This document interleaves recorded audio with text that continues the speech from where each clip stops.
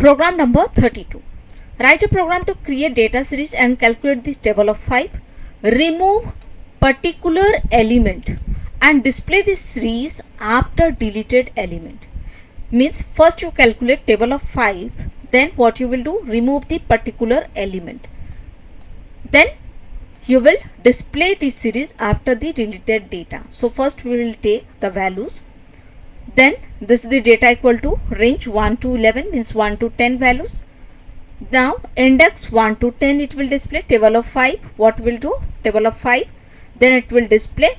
Now if we will write drop 7 means what happened, in the 7 number index it will delete particular element. So like this, any index value, through the any index value you can delete it. So S32 dot drop, then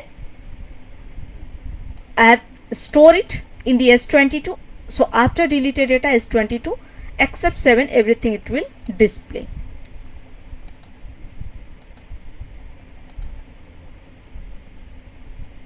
See, this is the table of 5.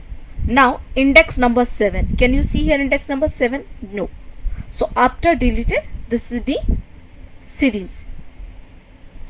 Series it will display.